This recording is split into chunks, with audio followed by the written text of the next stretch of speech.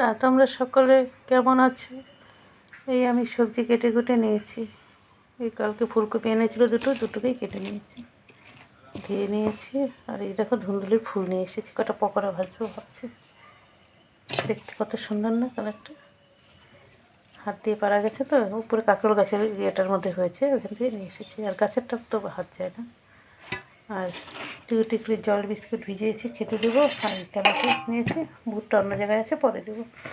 আর এই মূলো এনেছিল, মূলো শাকটাও কুচিয়ে নিয়েছি। এর থেকে ছোটো পারি না, আগে তাও পারতাম, কিন্তু এখন এরকম করেই কেটে নিই।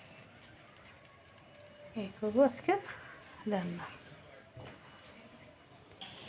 আর এই দেখো বাইরটা একদম অন্ধকার আছে, রৌদ্র ওঠেনি, মনে হয় পরে উঠবে। আরও কদিন বৃষ্টি গেল না, পাখি এসে কামরাঙাগুলো ফেলে গেলো জানো। এই আমি তুলে নিয়ে এসেছি কটা, তাও এই আমাদের পাখি দুজনকে দেবো। এটা তাও একটু বড় হয়েছে, আর এগুলো এত ছোট ছোট, কিচ্ছু হয়নি, তাও এনে নিচ্ছি, যদি ওরা খাবে। এটা তাও একটু আছে, এটাই একটু বেশি বড় হয়েছিল। আর এই যে কটা ফুল এনেছে, আর এই হাঁটতে গিয়েছিল, এই অল্প একটু নিম পাতা, হাতেই যায় না, একটু নিম পাতা দিচ্ছি।